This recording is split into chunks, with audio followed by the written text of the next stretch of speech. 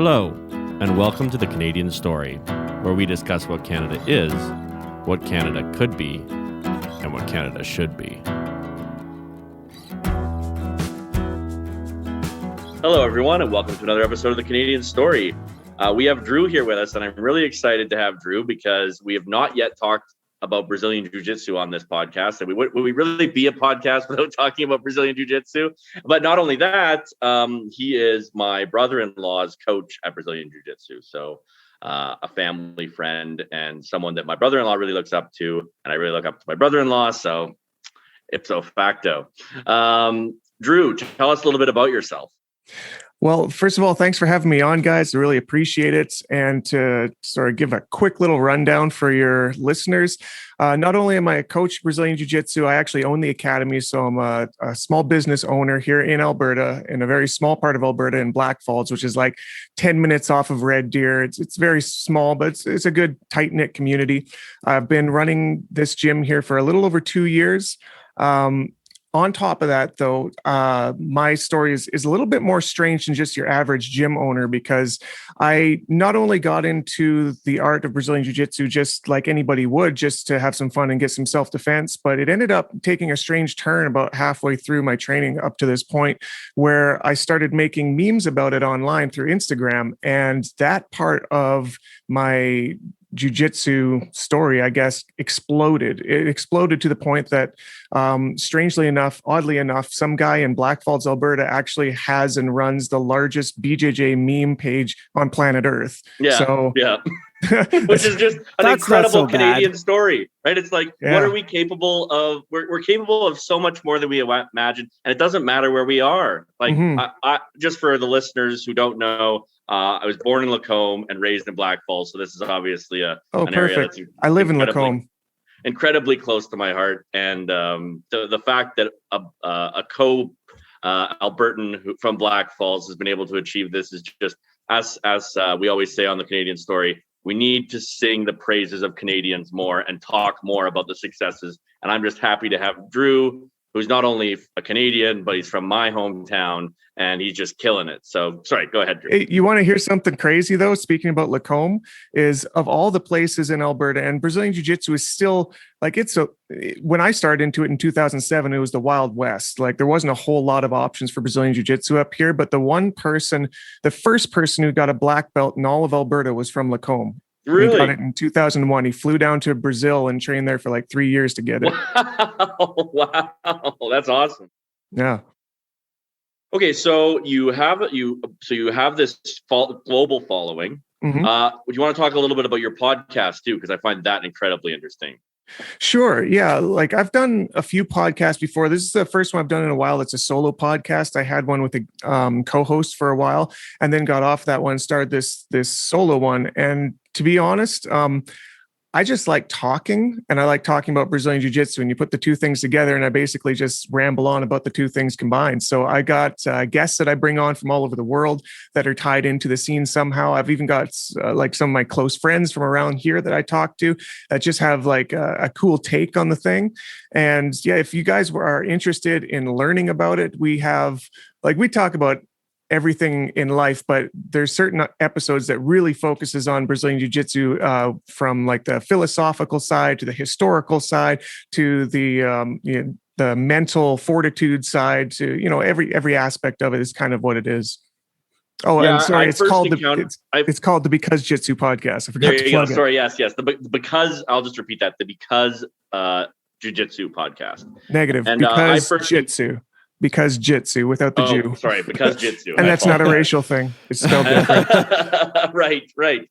So tell us a little bit about what got you into Brazilian Jiu-Jitsu. What do you love about it?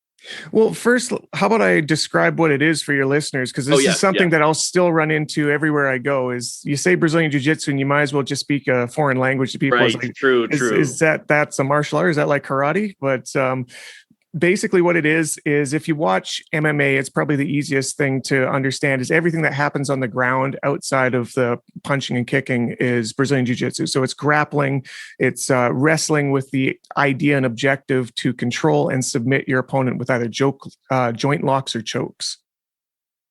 Yes, and it is considered the number one form of fighting in the world because, from what I've been told, there was the Gracie family came along and essentially dominated all fighting in the UFC with this form of combat.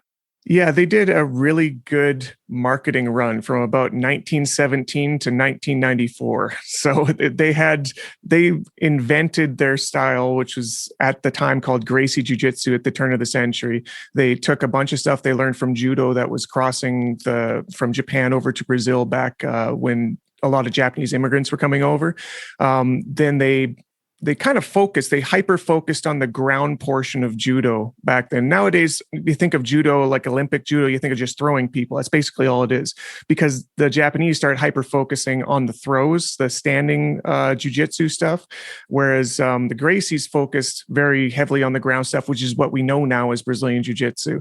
So they not only had like the run of the place when it hit the ground, they were just head and shoulders above everybody of the time between that time period, because nobody really focused on it like they did. And so they invented the UFC, if you knew that or not. The very first UFCs. I didn't know. Yeah, the very first UFCs were started by Horian Gracie, and it was meant as a marketing ploy to help promote Brazilian Jiu-Jitsu in the USA. So it was like an open call, and this was something that they did down in Brazil before they ever brought it to the US. They did these things called Gracie challenges, where they would challenge any other style of martial art to come and fight them, full on fight them. And if they could beat them, then their style was greater. And they just dominated everybody, because not just because they could avoid punches and kicks, but because they could tie a guy up so close and so fast and drag it down to the ground, just drown them on the ground, because they had no semblance of what to do if they didn't have a range to punch and kick. So they dominated down Brazil with that and decided to move the marketing up to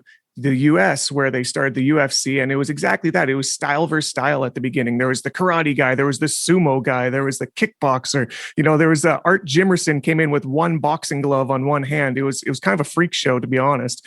But it did exactly the Wild West of fighting, right? Yeah, 100%. But it did exactly what they wanted it to do. Is Hoist Gracie, who was 170 pounds, 6'3", like skinny boy, soaking wet 170, came in and just demolished these muscle boys that didn't know what to do on the ground for like 4 UFCs in a row. And that just kind of sparked this explosion, this revolution of martial arts in the US, where we're like, every style was like, we have to understand what's happening here, because obviously we suck at this. So to clarify, these guys were winning fights without striking, because there's no striking in BJJ, correct? Yes and no. So striking was allowed in the UFC, so they would strike from dominant positions, but they didn't rely on it. You would never see them trying to hit like knockout strikes on the feet. But if they had a guy in, like, if they pinned him on the ground from side control or mount a dominant position, they'd smack him around a little bit, but generally just to get them to to make a mistake, to make their arms loose for arm bars, or to turn their back and choke them. But that's typically part of Gracie Jiu-Jitsu, which is the original form of Brazilian Jiu-Jitsu, where it was meant as a self-defense style. There is like punches and kicks, but they're only meant as like distractionary things to get the grappling done. Yeah, that makes sense. So I want to go into a bit of the philosophy of jiu-jitsu and what it is about this particular style that seems to so bring enlightenment to people's lives. So one of my best friends is a guy named Matt Enns, and when he first started jiu-jitsu, it just transformed his whole approach to life. And he talks about that being kind of the beginning of his spiritual journey, in a sense, to mastery of self. And and Chris has said similar things. He said chess makes him better at jiu-jitsu, and jiu-jitsu makes him better at chess, but both make him a better person. You're the one who kind of brought him into this. So I would like to hear more about that. I think the listeners will be very interested in that, because our listeners are very interested in that idea of self-conquering. Yeah. Okay. Well, jiu-jitsu is a fantastic way to discover more about yourself, because there's things that are going to happen that you've only got an idea in your head about before you actually do them. So there's this thing that happens when you get onto the mats and you start sparring with somebody, And it's a very, very honest transaction that happens. So no matter how superhero you think you are in your head, you're about to find out exactly how superhero you are against a resisting opponent who knows more than you do. So there's a serious ego check that happens for every new student that comes in here, whether they thought they were the shit or not. They're going to find out that they're not. And that it's something that doesn't stop as you keep training too. It's like, you'll talk to Chris. He's been in it for a couple of years now. He's got a blue belt, which is, it's a symbol that he knows what he's doing at this point. And he'll still get ego checked every class, every second class, because, something didn't work for him that used to. And, this guy got the best of me this time and I had to tap. And it's a constant reminder of not only minor shortcomings, but also a little bit of progression. You'll start to see like, okay, I did better this class. And it is, like I said, just very honest. They say that there's no lies on the mats, because you either choked the guy or you got choked. There's really no in between. It's kind of a zero-sum game, but it's a zero-sum game of respect, because you're not actually trying to hurt the other person necessarily. You're trying to make them submit. Yeah, one of the nicknames for Brazilian Jiu-Jitsu is art suave, which means a gentle art. And that is kind of tongue-in-cheek because it's pretty violent, but it's not violent in like the bludgeoning, battering kind of violence. It is controlling somebody against their will, which is, again, like a serious ego check, because if you don't want to be held down and you can't help but be held down, like that's something you've got to address. And it's something that happens all the time. So yeah, Brazilian Jiu-Jitsu really does make you realize where you're at and try to strive to get better. I want to dig into this more. Describe to me what it's like to have your ego checked in that way, how you've seen students react to that. And also, I mean, I completely agree, but I want you, in your words, what is the benefit of that in life? Sure. Yeah. So I could think back when I was first starting. I have vivid memories of over 14 years ago about almost nothing else from that year except training, because it is the hardest thing when you first start, because you are by far the worst that you'll ever be at this thing. So like every class is rough. You're getting shit kicked every class. And I remember doing my first tournament. I did it like 3 weeks into training, way too fast. I just jumped in. I thought it'd be cool. And not only did I get tapped out in the first round, but the second round I cardio tapped by puking all over the mats, and I sort of DQ'd myself. No. It was not a good look. No. That'll check your ego. Oh, yeah, what check it your did. ego. What it did is I didn't sleep that night. I was so disappointed in myself and running through everything back in my head. And I remember typing out like a 14-paragraph essay to my instructor via email and sending it to him, telling about how much I'm going to work on this stuff and maybe I should try this stuff. And it's like, I don't know if he read it or not, but the next class, he's like, it's okay. This is normal. Like, you'll get better. Yeah. Don't worry about it, kind of thing. You're utterly humiliated. He's like, oh, you're yeah, going to be humiliated. That's how it works. But this kind of thing will happen class to class too. And I remember it in certain classes. I can remember exactly the interaction that happened a decade ago with a student that just like crushed me one round, and it like demoralized me because I thought I was getting better. And then like, again, I just lose sleep thinking about how all the stupid mistakes I made, and I'm never going to do that again. And yeah, it does. It really gets in your brain. But what I find it does is the students that stick around, which isn't everybody, because a lot of people can't take that, but the ones that stick around are the type that are the hard-nosed, grinding, go-getter, not going to take no for an answer kind of people. And because of that, the people that do jiu-jitsu that you're going to run into, that is part of why they're not only successful in life, but have the ability to find success in unsuccessful situations, which is going to play into later in our story as we keep talking, especially going into politics around Alberta. But like, it is something that's foundational to my own mentality, which wasn't really there before I started training. I could tell you that I'm not the same person mentally before I started training to now. And I attribute almost all of that to just constantly day in, day out, having to survive hardship and get better or die. You know, you got to get better. Right. Like, I mean, that's the interesting thing that I always think about with jiu-jitsu is if you like, you could be killed, like it's or an arm, a limb broken. It's like that.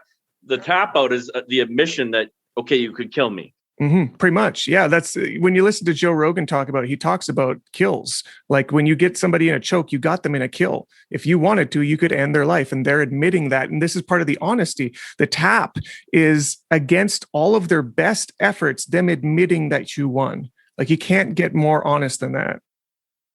Yeah, no, exactly. And I think it gets exciting in the chess sense too, because it makes you deal with reality. Yes. On reality's terms, right? So much of our lives are lived in these crazy delusions of grandeur, or like these, or maybe a victimhood mindset. But when you do something like jiu-jitsu, you're just dealing with pure raw reality. There's nothing else. You're an animal at that point. Not an animal. You're a human, but like you're interacting with reality at its most raw. That's right. You're able to express your best version of yourself within that realm. And if your best wasn't good enough, then you got to get better. Yeah. I love that. So what do you feel are the natural proclivities in people? So I like what you said about grinding and like perseverance and all that kind of stuff. What do you think are the natural proclivities in a person that would make them good at jiu-jitsu? Well, I mean, there's certain things like athletic body types and stuff that definitely helps, but it really does come down to the mind. Like I've had people that have come from other sports that were successful in other sports, like they were rock climbers and mountain bikers and like athletic people, like seriously athletic people that aren't used to being the nail so much. Like you have to understand, to go between white belt and blue belt is on average like a 2 or 3 year experience of being the lowest rank, and most of the time just being on solid defense. Like it takes over a year generally before you can even start playing around with offense, because you're just trying not to get crushed, not to get squished, not to get choked over and over and over. And I mean, it takes a certain type of person, or at least you have to become a certain type of person to be able to weather that. And you get the choice too. At any given time, you can choose not to come back. The attrition rate is huge in jiu-jitsu. Most people quit before blue belt. And it is those people that stick around, again, that are going to prove themselves through the fire, that they have what it takes to, survive that type of attrition.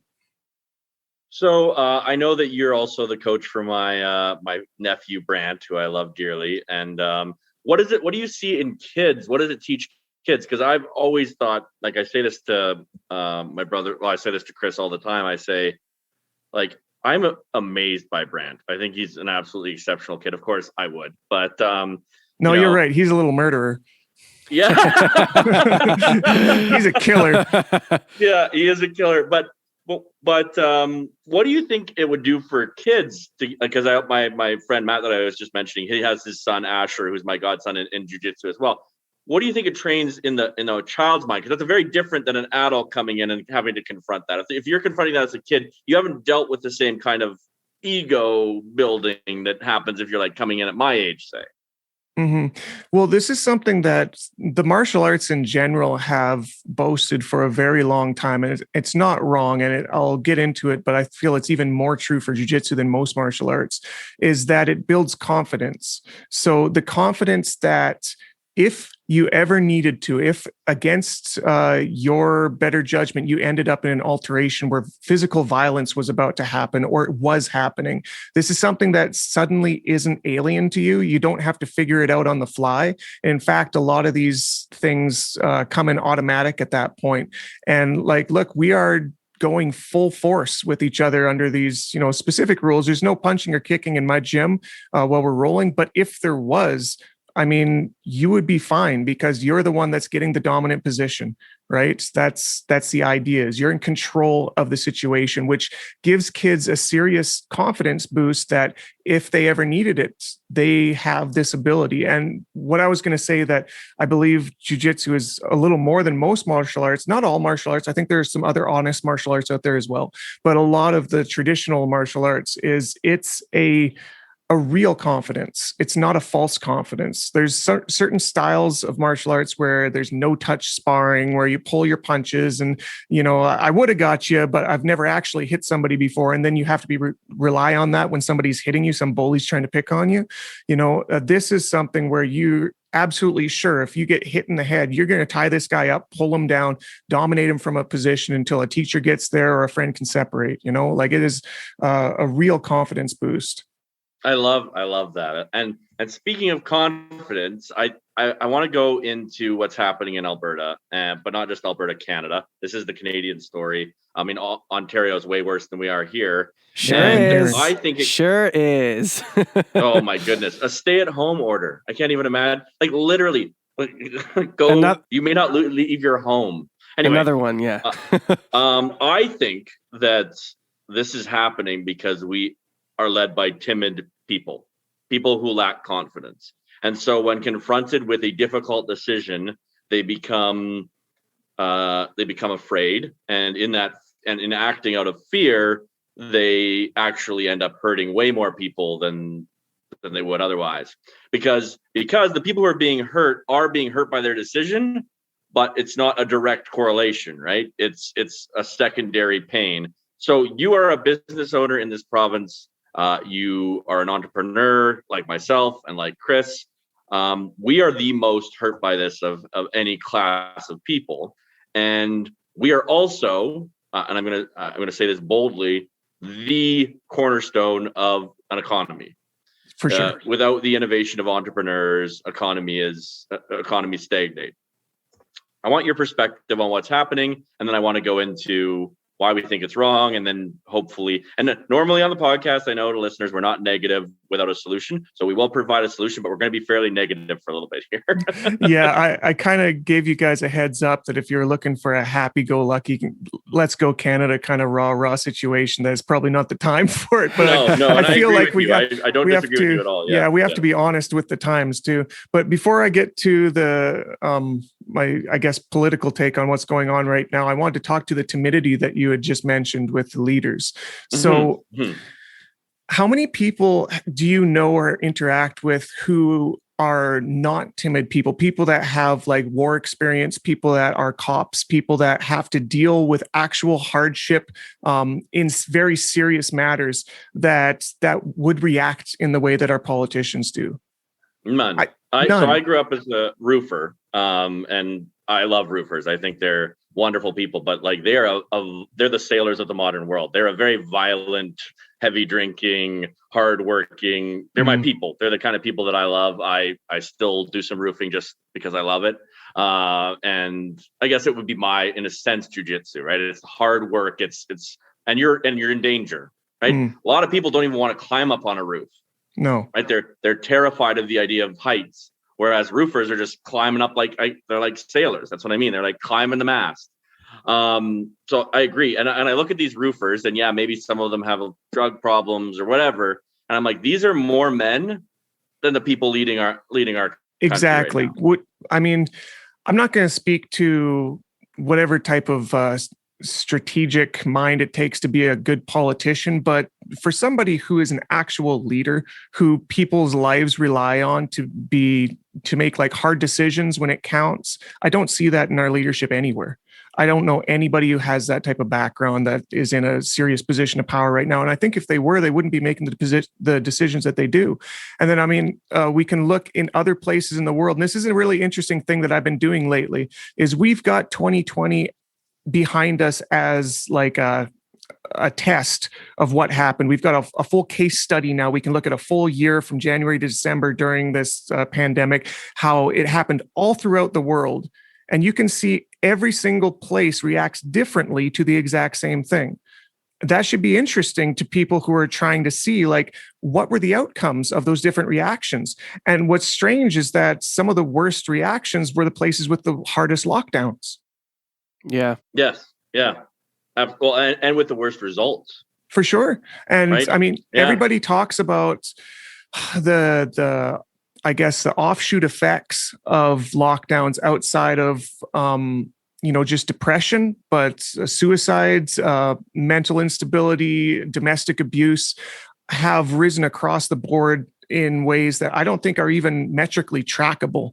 Like you can't even track how many suicides there are. They don't actually even track them accurately. They just come out and pick up a dead body. I know this because I train students who are in that field, and they're like, we just get a call, we pick up a dead body and send it to the morgue. It doesn't get tracked as a suicide. So we don't even know how many people have taken their own lives during this, but we do know this is the metric that people have been using, is the calls to self-help and suicide hotlines have spiked dramatically. And those have a direct correlation to both mental well-being as well as, unfortunately, suicide.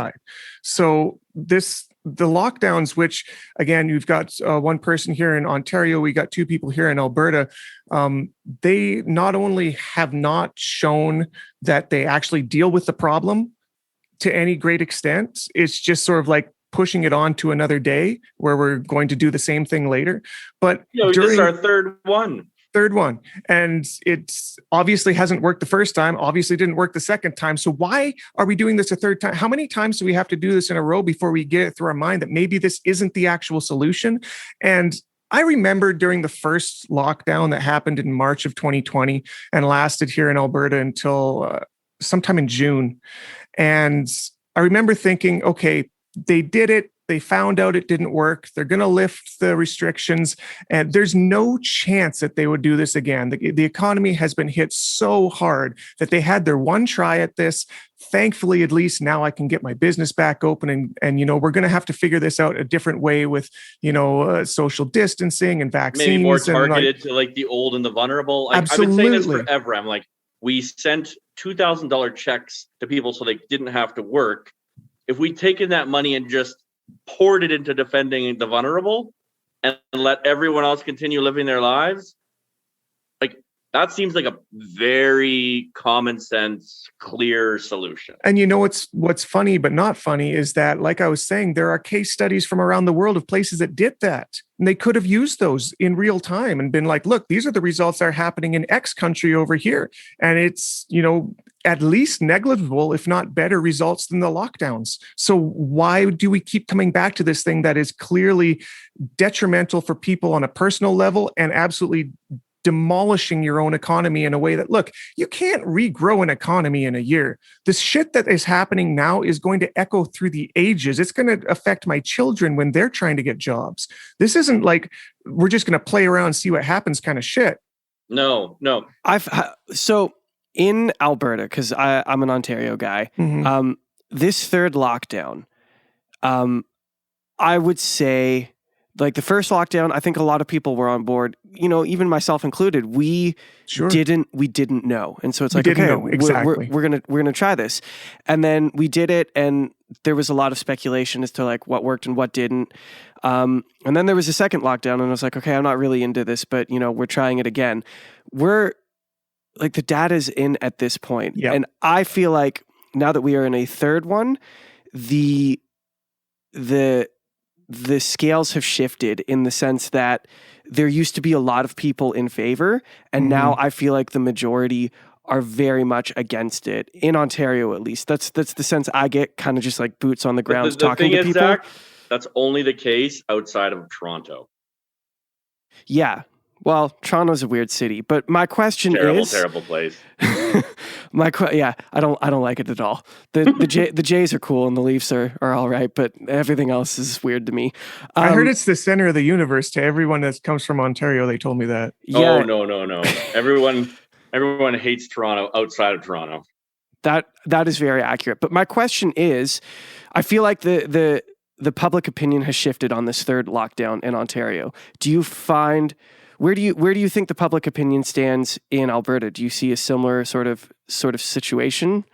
Well, this is the thing, and part of the problem of the age, and I think that it is absolutely a contributing factor to why I guess the social discourse and outrage is so hard to actually realistically gauge, is because most of what you see comes through social media. Even the news that you see comes through social media. And that stuff is so algorithmically broken down to what you want to hear that it's hard to give an objective opinion. I've got a brother and sister-in-law who are absolutely on the other side of the fence. They've been in their house the whole time and they're fine with it. They'll stay as long as they need to. They got jobs that aren't being affected. They're making great income. They have one kid. And look, they're kind of introverts to begin with. So this is kind of like business as usual. And they don't understand why everybody's getting upset. On the other side, on where I'm at, I've been allowed, check that word, I've been allowed to make an income in my own business for 4 out of the last 13 months. I don't know how many people have 9 months worth of like bills ready to be paid in the bank account, because I sure didn't. I had a couple and they were gone immediately, hoping for this 2-week lockdown to pass. Oh yeah. Flatten the curve. Everyone remember that? Just give us 3 weeks. We'll flatten the curve and everything will be all right. That was over a year ago. That was a year ago. Imagine a sport that moves the goalpost so often. Oh, imagine anything. This is the thing. It makes me so angry because it is this timid men. It's timid men who refuse to make hard decisions that would reflect badly on them and instead are punishing and harming others purely to avoid taking responsibility for, essentially, they will probably end up resulting in the death of a few old people. It will happen, right? If they leave it open, and they are willing to ruin the lives of tens of thousands of people, hundreds of thousands of people, just to not have any blood on their hands. Well, then you shouldn't be a leader. You should not be a leader if you can't take responsibility. Yeah, I agree. You were elected to represent the will of the people. And like you were saying, and I'll sort of amend my previous statement about gauging stuff from social media, because I talk to people day to day, right? And pretty much across the board, everybody around here is like, we're over this shit. We were over this shit back in the summer. Like, why is this still happening? We're so far beyond this. Nobody, like, I understand that this podcast is how great Canada is, but I've never met such proud Canadians that have been so disappointed with their own country and leadership in my entire life. Sure. Well, and that's why this is important. And actually, we had Roman Baber on the podcast, who was kicked out of the Ontario PC caucus for condemning the lockdowns, and he did a great job of outlining how ridiculous all of this is. So we're very much, and Zach and I are very much on your side on this. And the thing is, this is the part of Canada that's not great. I mean, we have a beautiful country. We have lots of opportunity. We're the most equal in terms of opportunity country, I argue, in the world. You can truly advance here if you want to, if you work hard, generally speaking. But all of this is being taken away from us by these authoritarian, and the worst part is mostly conservative politicians. And it's like, when did freedom stop mattering? And I have and you know what it is? It's our healthcare system. Go on, tell me more about that. It is the fact that we have a monopolistic healthcare system. It's single payer healthcare, right? So basically, it's a monopoly on healthcare. And what's happened is the technocratic healthcare professionals, and understand, a doctor's job is to save as many lives as possible. Right. It's their sworn Hippocratic oath. Their mandate. Yeah. Right. That's at the granular level, though. They're not the lawmakers, right? Well, that's the problem, right? Is the lawmakers are cowards, and they say to the experts, what should we do to save as many lives? And what are the experts going to say? Well, if you shut down, you'll save these lives from COVID. Yeah, but what's they funny? Are not the lawmakers. And the truth of the matter is, everything is not about health. Right? Yeah, there's economics. Absolutely. I was going to say, this is a classic meme trope in Brazilian Jiu-jitsu memes, where you don't listen to what the doctor says because the doctor always tells you to quit. my back hurts, my elbow hurts, I blew my knee. It's like, well, you probably shouldn't do that anymore. It's like, well, that's not an option. Tell me what else I got. Yeah. Well, that's right. It's and from their perspective, it's like, well, don't get hurt anymore. Well, maybe getting hurt is what makes you strong. Or it comes from doing what you love. Yeah. Yeah. And so my whole theory on this is that it's cowardice on the part of the lawmakers, or, and even worse, cowardice on the part of the population earlier, like particularly in Ontario, for a while, Doug Ford was only going up in popularity every time he did a lockdown. And here's why.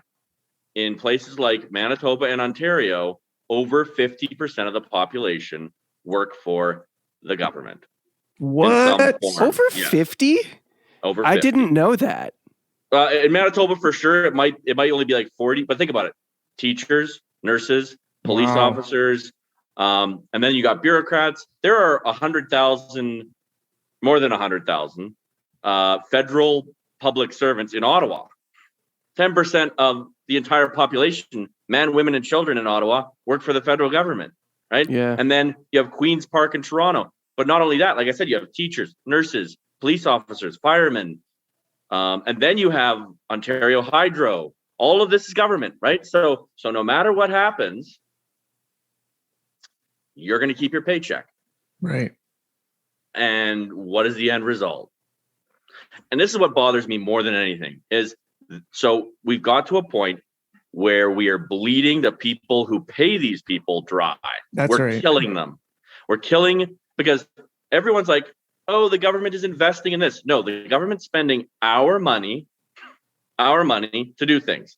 And anyone who works for the government, I'm sorry, you work for us, the people who pay you. That's the idea. That's the whole idea of the government, right? We're looking for people now. We're in this we're in a place where they outnumber us, and now we're their serfs. We're the peasants that they can just drain of resources. And look, think about it this way. And people are like, oh, taxes are good. I'm like, they tax you when you're born. They tax you when you get married. They tax you when you die. They tax you when you make money. They tax you when you spend money. They tax you when you invest money. Like they're just trying to take. And I think it's time that we kind of rise up, and we need to say, hey, look, let's remember how economies work. You know, in Greece, people just don't pay taxes anymore. Really? When did that happen? Oh, they've been doing it for decades. Okay. And this is why Greece is in such bad shape from a government perspective, right? Because it's like, but we need a rebellion, right? We need people saying enough is enough.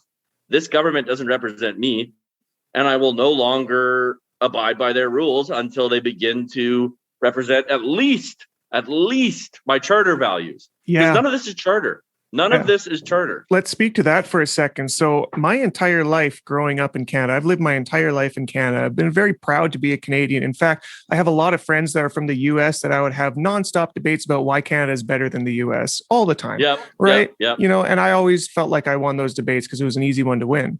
What I didn't realize until the God blessed year of 2020 is that there exists a switch that our leaders have the ability to switch on, that switches off our rights as Canadians. I didn't understand that was a thing.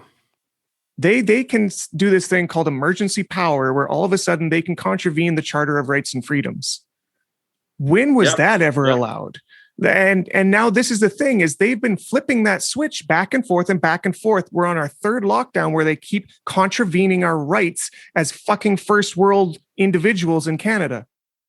Oh, and it's absurd, right? Because they're like, you're not allowed to get sick. Well, what if I'm okay with getting sick, right? Exactly. What if I would prefer to risk getting sick and live my life however I fucking please, right? To your telling me how I have to live. Apparently not an option. Well, here's the thing. The emperor has no clothes. So there's a great line in Auden, right, where he says, all I have is a voice to undo the folded lie, the romantic lie in the brain, the lie of authority, whose buildings scrape the sky. Authority, the state has no authority except for what we all agree it has.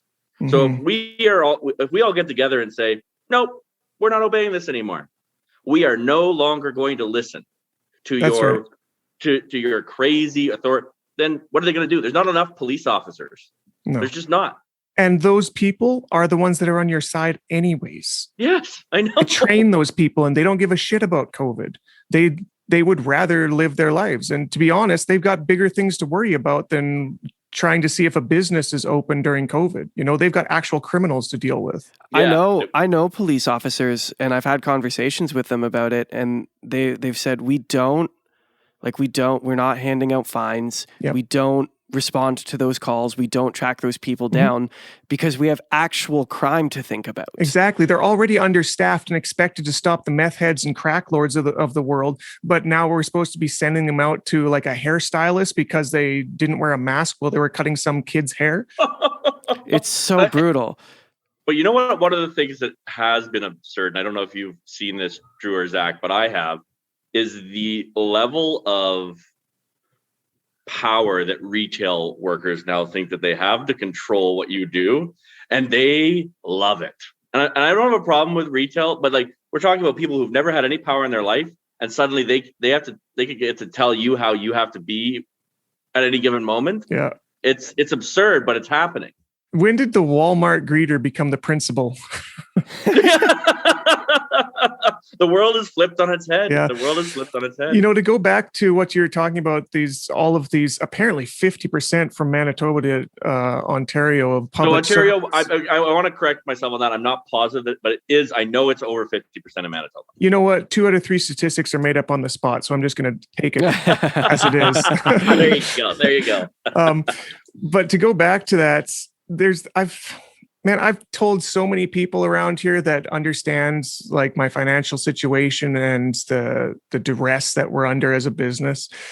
If the people who are like in Alberta, if the Dina Hinshaws and the Jason Kennys of our world decided that they were not going to take a paycheck for as long as I don't take a paycheck, I would be very curious to see how long these lockdowns end, because once their savings are disappeared, once they don't have any more money coming in next month and their bills keep coming, all of a sudden, I bet you they're going to have a different shift in what the actual priority in real life is. Roman Baber, who wrote the letter to Doug Ford and was fired from the caucus, put that forward. He put a bill forward suggesting that all of the politicians in Ontario should go to whatever the populace was making in CERB, until the crisis was over, and it was unanimously voted against. Well, they would treat that as a joke. You're like, are you crazy? That's silly. What a moronic thing to say. Is like, you don't understand. You're talking about the people that you are forcing into this situation. This isn't a made up dream that we're talking about or statistics that we just sort of concocted. This is me. These are real people that have a family and a mortgage and a lease payment coming up every fucking first of the month, and I'm not allowed to make money to cover them. Yeah, and then if you're like, well, if you go on CERB, they're like, well, look, we're giving you money. I don't want the government's money. Don't give me money. Let me earn my money. Yeah, like, me too. I don't like, and the idea, but the problem is that like now there's so many people who this is the best it's ever been. They're not going out spending money. Their bank accounts are growing. Yeah. Saving rates have skyrocketed in North America. We're talking there's more savings for people than there's been in decades because people aren't spending money. And so there's this whole group of people who have not taken risks, who have not taken initiative in their life, who suddenly they're getting enhanced child benefit checks. They're getting each of the parents. This is the most money they've ever seen. Yeah, for sure. And I mean, this is a thing too. I want to sort of dispel a myth that's out there for people who aren't entrepreneurs. And look, I'm not talking to you like you're a different type of person, but there's a certain type of information you're not getting that I want to help fill in the blanks. Is that I hear this a lot online about why are these small businesses griping? They're getting nothing but handouts from the government. There's all these small business loans they keep coming out with. Why don't you just get those? Those are people that have never applied for one before. Yeah. First of all, just getting through the red tape to get the yes at the end of that is excruciating. Even if you get the yes at the end of it, say I'm applying for a $10,000 small business emergency loan. Great. I might get like $1,000 or $2,000 from it. I don't get $10,000 guaranteed. In fact, I'm almost guaranteed not to. So look, if that's supposed to tide me over for the next 3 or 4 or 5 months, $1,000, thanks, Government of Canada. You're doing a bang up job. Like I could make that bringing my cans to the depot. No, and you're utterly right. And not only that, people who become entrepreneurs don't do it just because it's the money. They love what they do. Like you love what you do. It's part of your self-worth. You're being denied. Exactly. Your meaning. The thing that brings you meaning in life is being denied you. Well, not the only thing, but you know what I mean? No, absolutely. It's something that, look, I wasn't an entrepreneur for my whole life. In fact, this is a fairly recent venture. I've been doing it for less than 4 years now. And in fact, I was a journeyman welder for like 15 years in the trades. And I was the grunt. I was a blue collar, and that was fine with me. But until it wasn't, there was a point where I started looking forward, and 5-10 year plans didn't look very good to me anymore. Everything was like, well, this is the rest of my life, really? And I decided to take to me at that time, a very, very serious risk as a single income provider for a family of 6 to go out on my own and try to make my own money in a business. I'd never done that before.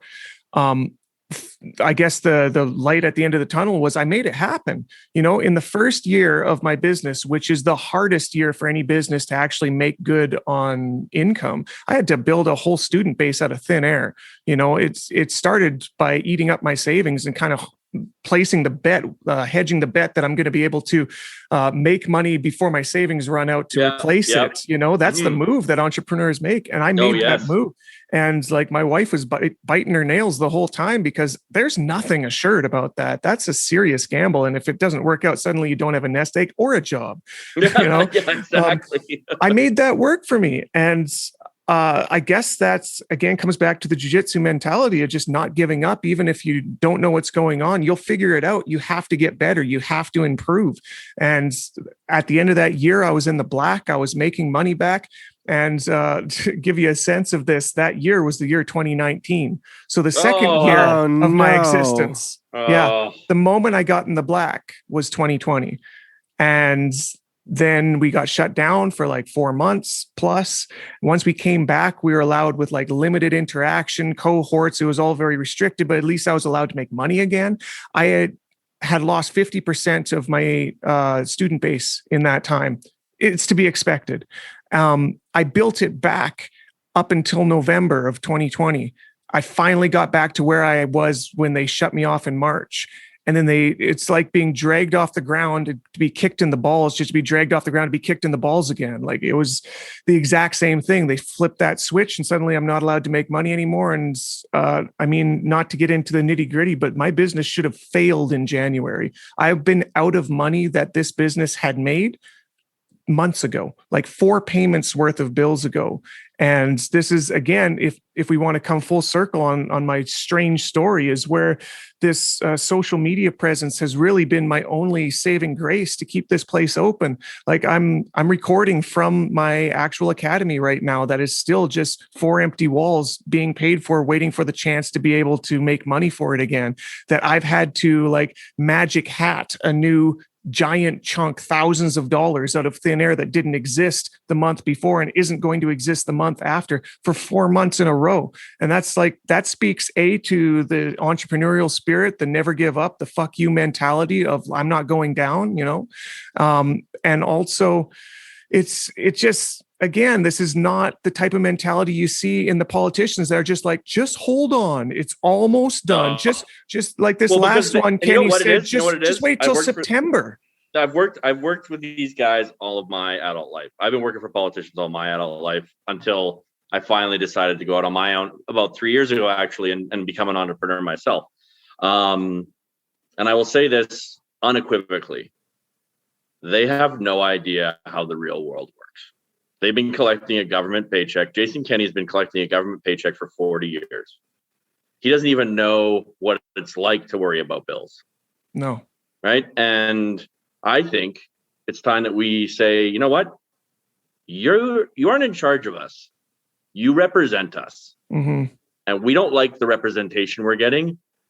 So we're not going to vote for you anymore. We don't care if the NDP get back in. I mean, I don't want the NDP to get back in, but at this point, we need to punish this behavior. Mm-hmm. This behavior must be punished. Well, that's one thing is I don't expect any politicians when their term comes up for revoting. I don't expect any of them from 2020 to survive. They've there was nobody that did it well. They've got a lot of angry people they have to answer to that are just waiting for the chance to vote. What my hopes are is that we've got some politicians coming up to take their mantle that will actually do a damn good job. And you know what it's going to take for that to happen is because being a politician sucks, right? It's long hours. It's everyone's yelling at you. Everyone hates you. If the teachers don't hate you, then the entrepreneurs hate you. If the nurses don't hate you, then the doctors hate you. Like it's an awful job. But what my dad always said, and I mentioned this on the podcast once before, is if all we do is demonize politicians, only demons will become politicians. Yeah, so we need to start looking for people who are willing to stand up and say, I'm going to go and do the shitty thing because someone has to muck the stalls. Right. And it's like, it goes back to jiu-jitsu. It's like, I'm going to go and be humiliated and I'm going to go and take the shit so that I can become better, but not just so I can become better, so that my society can become better, so that my children have a better place to live. And we don't have enough of those people. So that's what I'm working on. But I think until politicians receive real consequences for these idiotic decisions, we're never going to see improvement. So we need to rise up. You want to hear something interesting? So because I'm in the field that I'm in, I have this unique kind of view behind the gilded curtain of RCMP and police officers because we train them. Okay. So they're our buddies. And I got from a different gym up in Edmonton. I'm part of this, gym owners group on Facebook. They're trying to, figure out how everybody's making it through kind of thing. Who literally hours before the Jason Kenney announcement went live, he said, guys, don't expect anything good coming from this, because this is from one of my RCMP buddies who just said that 50 special TAC unit people were sent up to Edmonton preparing for an expected riot after the announcement. An expected riot. They were prepping for it. Look, they know they're in the wrong. They understand that there are people out there that are furious that this keeps going. And you can't keep pretending like you're the good guy at this point. No, you can't. Well, we got to close it off there because I always promise my listeners we won't go over an hour. But I've really enjoyed this, Drew. I hope that you and I can get together just and talk more about these things. And and I'm really thankful for the role you've played in my brother-in-law's life and helping him become the man he is. Obviously, he married my sister, and it makes me pretty happy that he's such a quality human being. So I know you played a big role in that. Thank you for coming on. Thank you for explaining your position. And I mean, obviously, I agree with you pretty much 100%. So I want to make sure I don't leave all your listeners on a sour note, because it has been pretty down on the whole thing. And look, a lot of this is venting, but it's because it's real. And guys, I want to leave with a note of encouragement that if you're out there and you're feeling these feelings, and I bet you are, because a lot of people are, A, you're not alone. B, we need to keep talking about it. We need to be vocal about this, like we're doing on this podcast. We're not just doing it to vent, we're doing it to commiserate, but in a way that will garner action. Okay. So I'm not going to tell you what that means, but just keep an open mind to, like, your society actually cares for you, even if the people running it don't. There it is. That's the title. That's the title. Got it. Your society cares for you, even if the people running it don't. Well, thanks for coming on, Drew. Really appreciate it. And I hope that we can grab a beer or roll on the mats and you can absolutely tap me out at some point. My pleasure, man. It was nice talking, David. Thank you for listening to The Canadian Story. You can find us on Instagram and Twitter at The CAD Story. That's The CAD Story. If you enjoy this podcast, please share it with your friends and family. Let's work together to remind Canadians how great their country is.